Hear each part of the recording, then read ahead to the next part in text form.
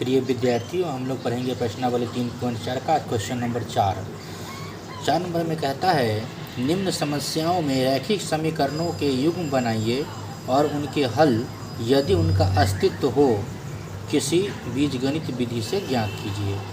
तो बीजगणितीय विधि से कहता है तो जैसे विलोपन विधि होता है, प्रतिस्थापन विधि होता है, बीजगणन होता है, तो तीनों में से कोई भी विधि से हम हल कर सकते हैं। तो सबसे अच्छा और सरल विधि जो होता है वो होता है विलोपन विधि। तो हम लोग विलोपन विधि से ही तोड़ना चाहेंगे।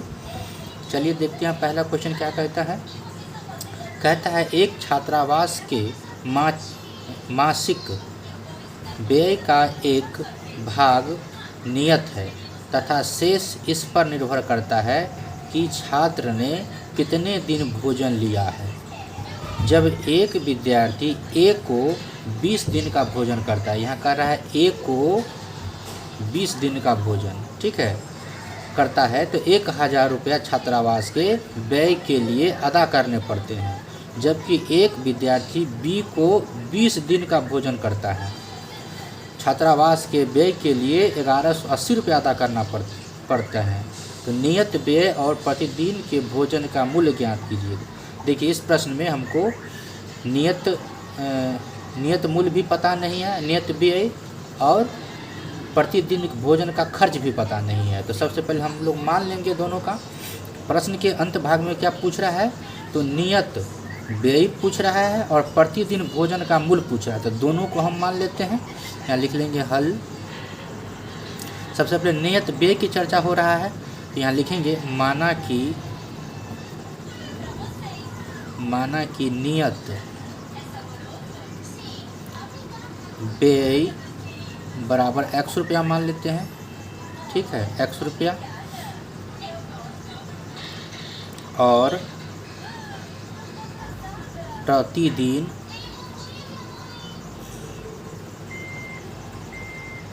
के भोजन का मूल्य कहता है तो लिख देंगे प्रतिदिन भोजन का खर्च, भोजन का खर्च बराबर y रुपया, इसको मान लेते हैं, ठीक है।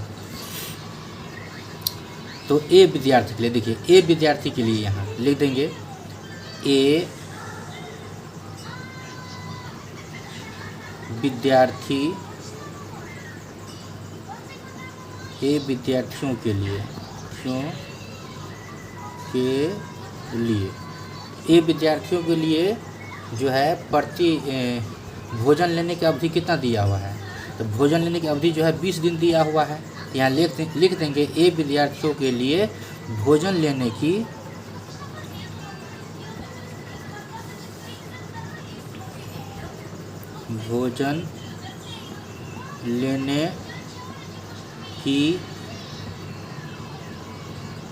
अवधि बराबर 20 दिन दिया हुआ है, तो लिख देंगे बराबर 20 दिन, ठीक है। चलते हैं प्रश्न पे, लिख देंगे यहाँ प्रश्न से। प्रश्न में क्या कह रहा है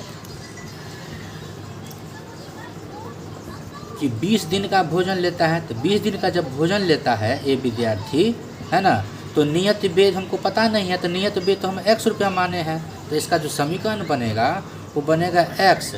और कितना दिन के लेता है, कितना दिन के लिए, तो लेता है 20 दिन के लिए, है ना। तो प्रतिदिन जो हम भोजन का खर्च माने हुए हैं y रुपया, यानी 20y हो जाएगा। यहाँ लिखेंगे प्लस 20y, और टोटल कितना दिया हुआ है 1000, है ना, 1000 छात्रावास के लिए जो है खर्च करता है, तो बराबर लिख देंगे 1000। ये हो जाएगा समीकरण 1, ठीक है। फिर बी विद्यार्थियों के लिए, यहाँ लिख लेंगे बी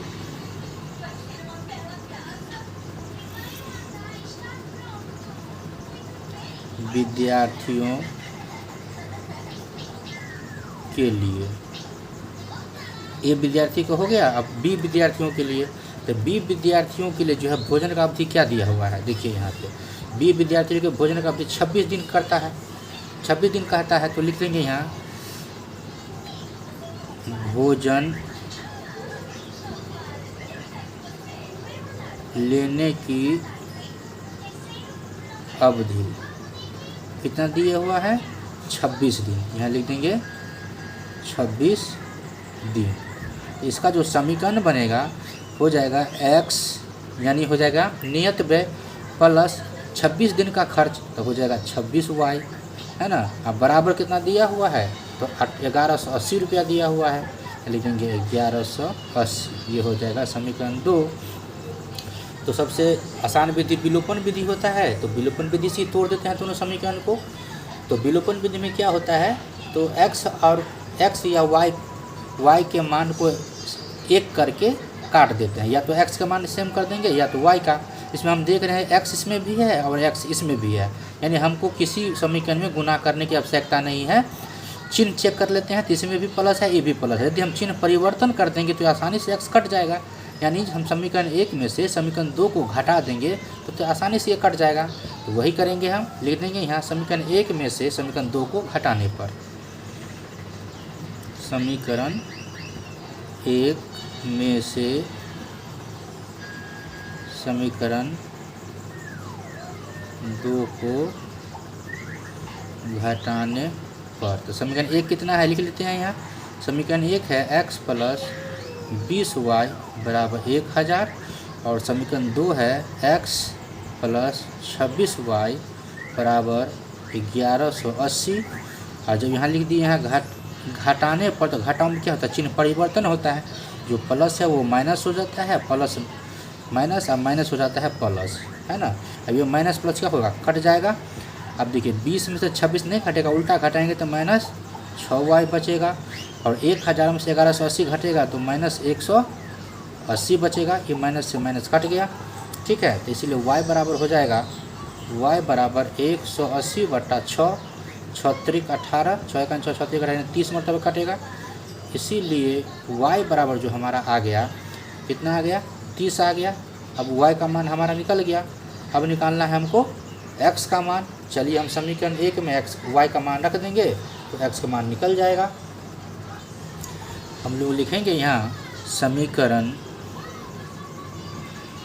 1 में y का मान रखने पर, तो समीकरण 1 है कितना, तो समीकरण 1 जो है x प्लस 20y बराबर 1000 है। देख लीजिए यहाँ पे यही है ना, x प्लस 20y बराबर 1000। तो अब इसको जो है y के जगह पे 30 रख देते हैं, तो लिखेंगे x और का चिन्ह लगा लेंगे यहाँ, प्लस 20 गुने y के जगह पर रखेंगे 30 बराबर 1000। तो हो जाएगा x प्लस 3 दूना 6 यानी 600 हो जाएगा, बराबर हो जाएगा 1000, ठीक है। अब क्या करेंगे, तो इसमें से x निकाल लेंगे तो बराबर हो जाएगा 1000, घटे 600 इधर आ जाएगा। अब हो जाएगा x बराबर 1000 में 600 गया तो बचेगा 400, यानी x का मान निकल गया 400। तो x का भी मान निकल गया हमको और y का भी मान निकल गया। अब जो हम माने थे ऊपर में कि नियत व्यय x रुपया, प्रतिदिन भोजन का खर्च y रुपया, यही ना पूछ रहा था हमको कि नियत व्यय और प्रतिदिन का भोजन का मूल्य ज्ञात किए। तो नियत व्यय जो हो गया वो x का मान हो गया, और प्रतिदिन भोजन का जो मूल्य हो गया वो y का मान हो गया। तो यहाँ नीचे में एक लाइन लिख लेंगे हम लोग कि अतः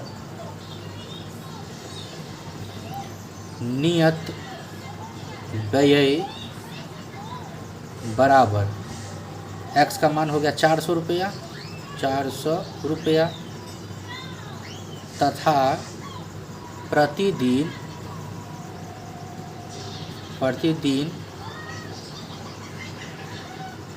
भोजन का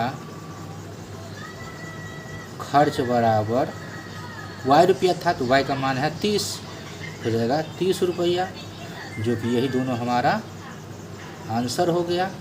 इस तरह से ये क्वेश्चन कंप्लीट हुआ। आशा है कि आप लोग अच्छे से समझ गए होइएगा। यदि समझ में नहीं आवे या किसी भी प्रकार का दिक्कत हो तो कमेंट बॉक्स में आप ज़रूर बताएं, ताकि और अच्छे ढंग से आप लोग को समझाने का प्रयास करें।